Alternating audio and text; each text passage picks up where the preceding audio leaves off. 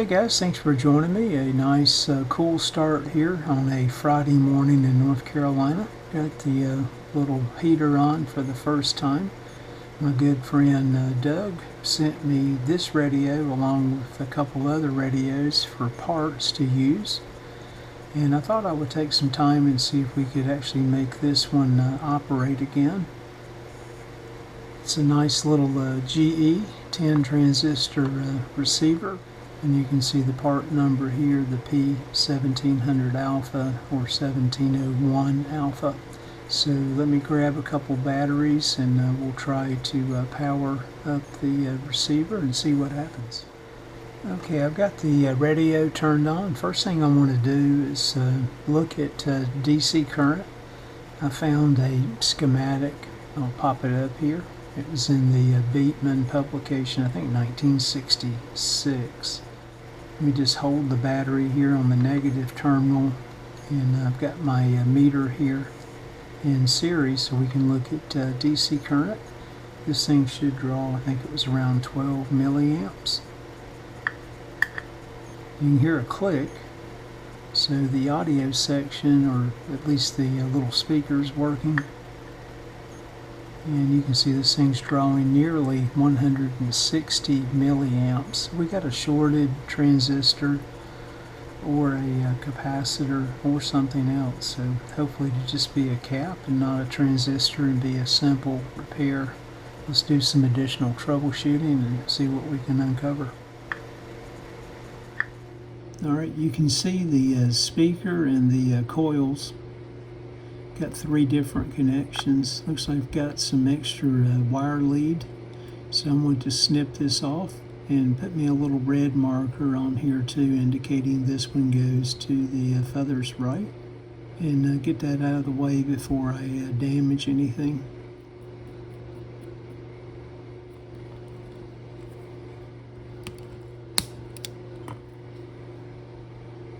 And there's that cool little unique speaker. Never seen one like this.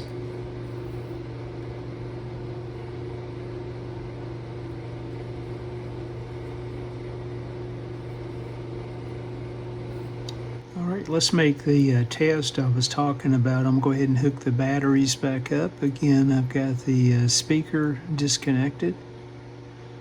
Let's look at the current draw again. All right, around 10 to 11 milliamps of current. So we still may have a capacitor that's leaky. I would expect that, but you can see the bulk of the current draw is not there now. And what we eliminated again were the 2 transistors, TR7 and maybe 8. It's hard to make out the nomenclature there, and or the coil itself that makes up the little speaker.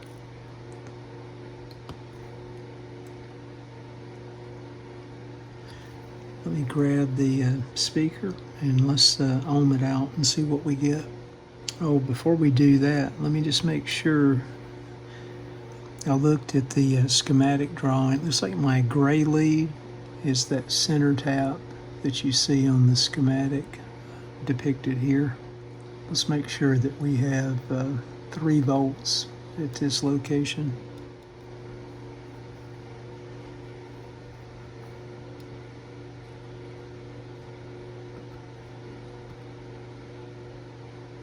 Okay, there's our 3 volts. So the transistors are probably faulty. All right, let's ohm out the coil on the speaker and see what we get. Going back to the schematic again, I see 130 ohms called out, but I'm not sure if that's really referenced as impedance or not. But let's check between the 2 yellow conductors. Alright, I've got about 17.6 ohms. I'm assuming that's across the entire coil. And we'll just leave the lead attached here on the 1 yellow. and go back, and I've got 8.7 ohms. 17.4, so almost 1/2.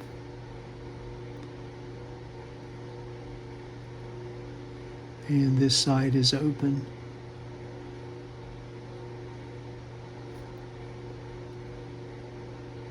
Maybe. Nope, we're good there too. 8.8 ohms. There we go. 8.8 and 8.7. All right.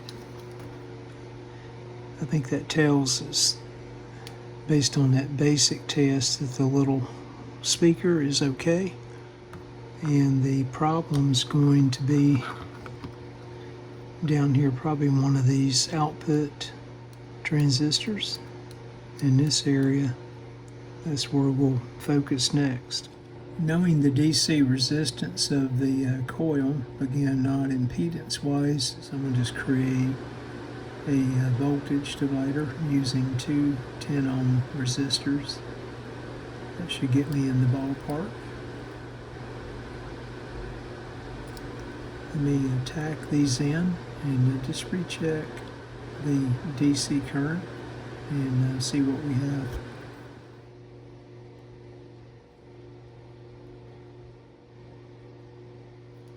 All right, let's look at the voltage drop across the resistors that I placed in.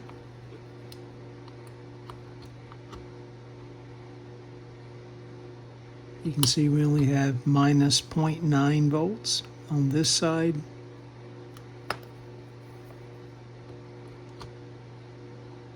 And our -3 on this side.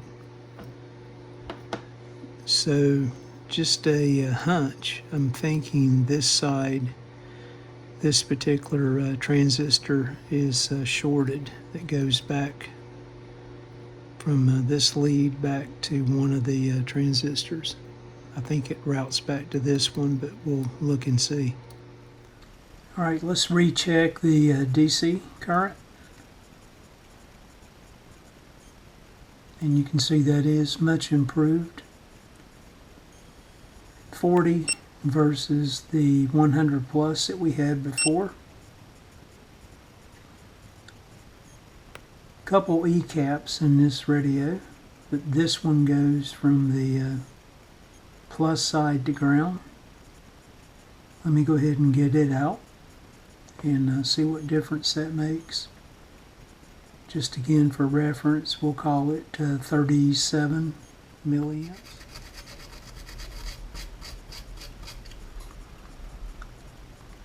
Okay, I think the E cap resides between these 2 points.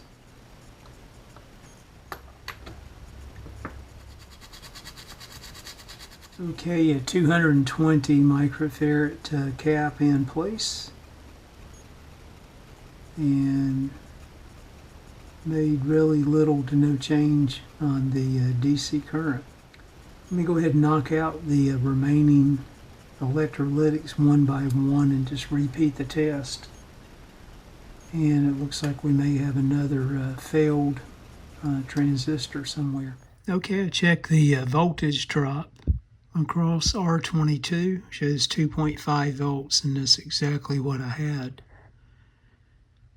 And you can see that feeds down to the regulator transistor. So I think we're going to be okay there. All right, let me back up here to the driver. Give that a check, follow that back. You can see it goes to the primary of the transformer. Back up to R16 100 ohm. You can see my voltage now is good at the transistor that I replaced that drives the little old speaker. And then I'm making my way back over to the driver amp, TR5, and this should be the collector. And you can see I have 0 voltage at the collector. Follow that trace back down, And if you look at the schematic, that goes through the earphone jack. And we should pass voltage from this point to this point. And you can see I've got voltage on this side, but nothing on this side. So let me flip this thing around and check the earphone jack and see if there's just oxidation in there. And that's the area I'm going to look at, the earphone jack. I think if you look real close, you'll see it's open. It's hard to show, but I bent the earphone jack back just a bit.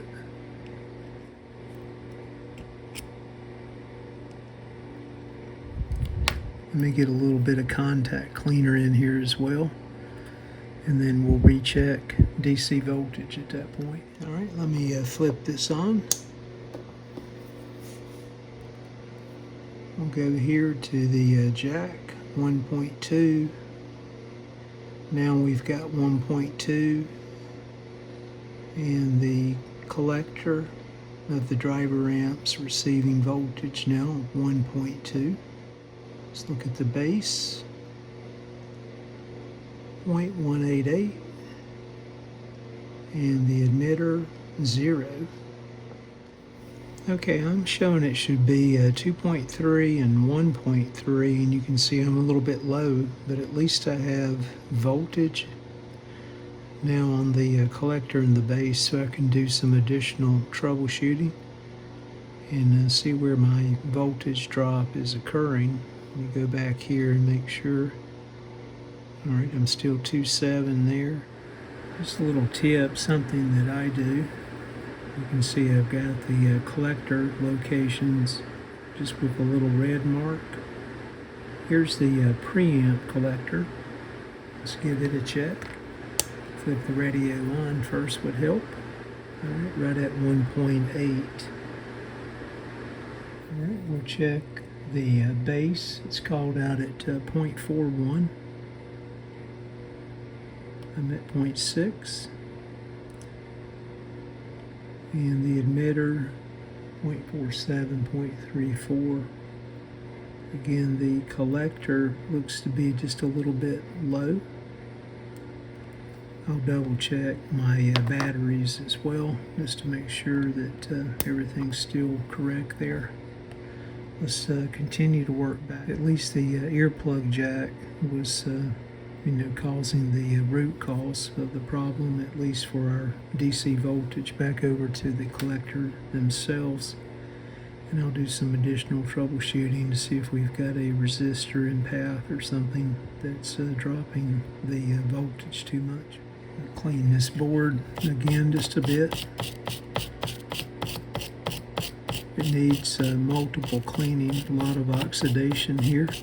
Let me get over to TR3.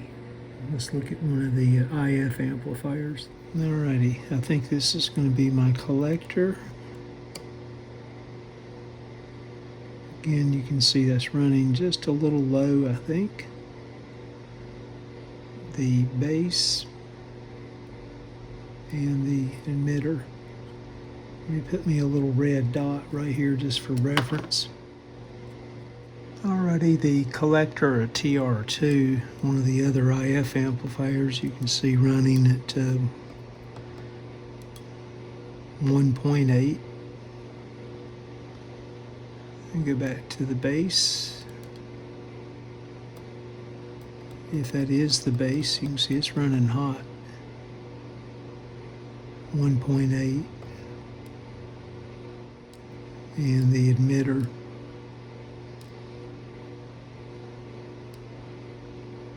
let me double check myself here. All right, that is the collector at this location, 1.7, and just north of that would be the base, and it's also 1.8, should be around 0.4, and the emitter. So I think this transistor is shorted as well. Alright, I've got the signal tracer hooked up, and you can hear the noise now. I'm just sampling off of the voltage divider that I put in that would feed the loudspeakers. And let me go to the volume control.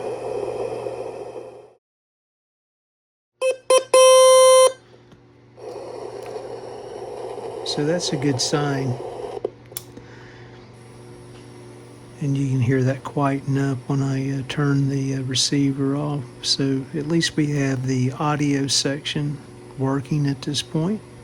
Probably still need some tweaking to confirm the voltages that we were reading there on a couple of the collectors of the transistors.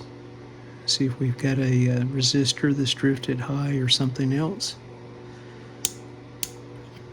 But let me go ahead and get this IF amplifier transistor out, and let's take a look at it closer.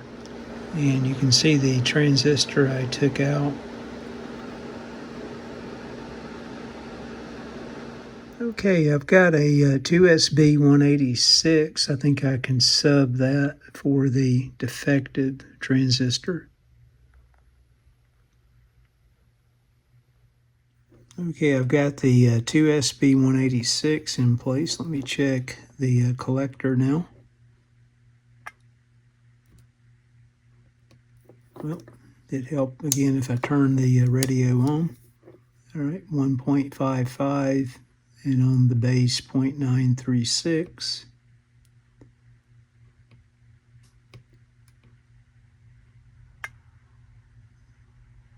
.948, emitter 0.783. All right, let me do some additional troubleshooting. Back up to the converter transistor. All right, back to TR1, the converter transistor, collector 1560.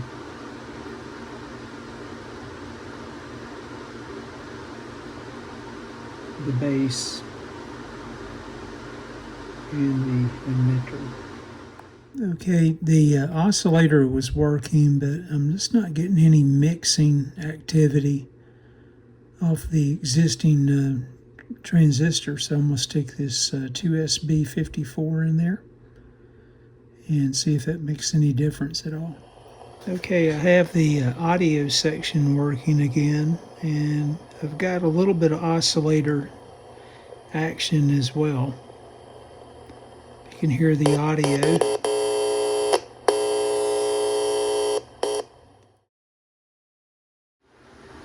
Okay guys, I've got the signal tracer out. This radio's got all kinds of problems. I can see why it got parked on the bench. Anyway, I'm back over to the second, or the first IF amplifier. And as we go through this first IF filter, and as you listen to the output of the IF transformer, you'll hear very little amplitude. Even if I rock, I'm up here to the left off camera rocking the signal above and below 455 kilohertz.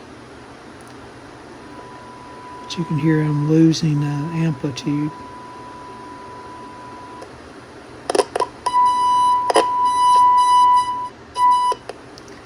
So the transformer's not resonating, and the ferrite piece is broke inside of it as well. So I'll replace that, but I think there's another problem past that point as well. Again, here's the base coming off of pin 4 off of the IF transformer. This is the base of the next amplifier on the IF side. I'm rocking my signal generator back and forth, resonating close to 455. Go to the collector, rocking back and forth, and you can just make out the carrier.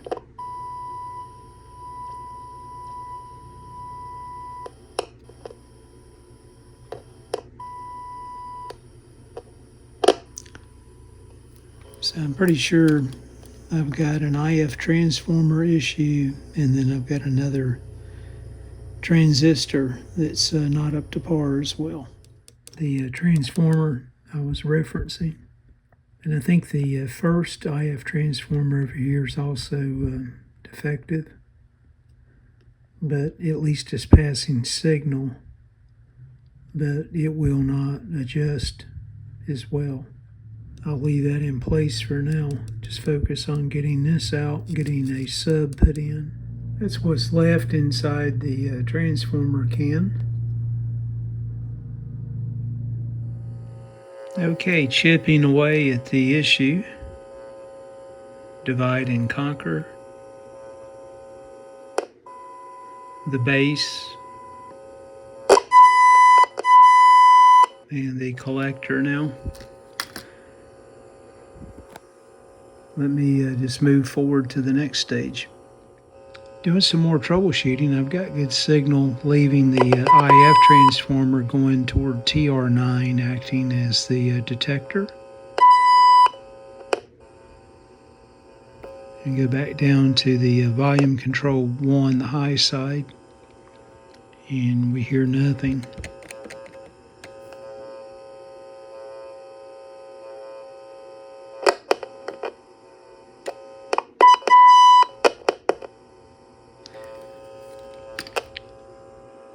All right, let me pop that transistor out. Again, TR9 is just acting as a detector diode, and you can see we're open. Let me reverse the leads, and with the leads reversed, still open. All right, let's see what we have now. I've got a germanium transistor tacked in, acting as a diode, the base and emitter tied together.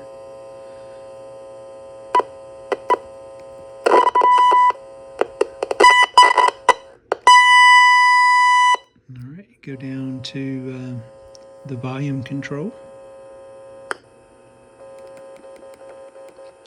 Still nothing at that point. I've never seen so many things bad in one radio. All right, let me check through R11. It's routed from here to here. And then there should be a jumper down to this location.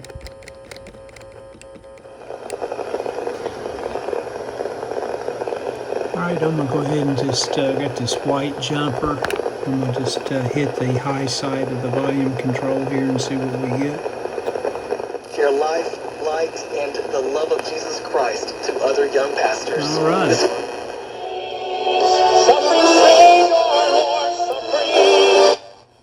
Okay, guys, she's playing again. Still needs a lot of TLC, but I think I got the main issues resolved. One of the other IF transformers is also bad. With him everywhere, and he says, The first IF, that is, cannot be adjusted. And the third IF, or second IF, I just put a third IF transformer in there because that's what I had. So that needs to be replaced. Let's see how many amps of current this thing is drawing now.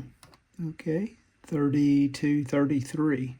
I don't understand the documentation at 11 milliamps. That didn't make sense to me, but much better than 100 plus. Okay, the first IF transformer is seized up. The piece of ferrite is broke inside the can. I put a third IF in the second IF location just to troubleshoot the receiver. So I still need to put a new IFT in this area as well. I've got a yellow first IF from another receiver. So let me go ahead and get this out, put a new one in, and then do an alignment then I'll have to deal with this later. So here's a look at the first IF. Again, the yellow slug there in the center, the piece of ferrite that's broke. And you can see what's left of the coil itself. DC resistance is fine, it's just the ferrite pieces on the side and center adjustment screw, of course, is broke. So this particular IFT is really unusual. It's actually series tuned. You'll notice that the schematic I'm popping up, that the capacitor itself is in series with the inductor. So I'll re-engineer the circuit to use more of a parallel configuration.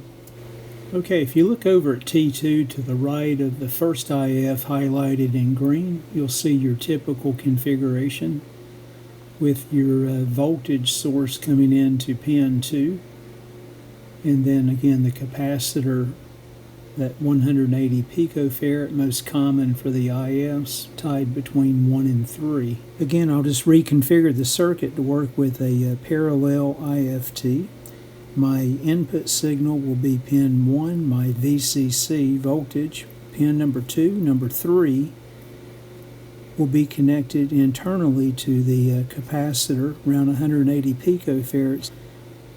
If you look at the secondary side of a typical IFT, number 6, I'll also ground that through a 0.01 capacitor. And pin number 4 will feed over to the second IF amplifier through a 0.01 capacitor. The trace was cut there to accommodate that. And just a look at the capacitors I tacked in to see if this particular configuration will work. As I mentioned, I still have the little speaker out of circuit. Let me move it off to the side using a signal tracer. Let me power it up. And turn on the receiver. Again, I'm just sampling the audio down here at the voltage dividers that I put in the resistors. They can pull it off. Lifespans have, but I'm just not sure. Earphone Fire released an album, and this is the title cut. When you read the stories of Jesus in the Gospels, Fire is kind of their crossover from R&B. If that person's going to heaven, I'm going to heaven. Listen, Jesus, the believer, has been set free. You'll hear some electrical noise here from my overhead lighting and a charger that's plugged in. But she plays again. Again, I just did a alignment by audio only.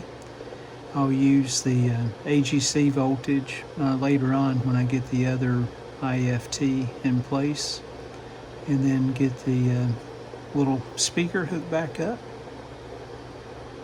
and install everything back into the case and clean it up just a bit as well. See, I think I got some loose screws in there. So I hope you enjoyed watching the video.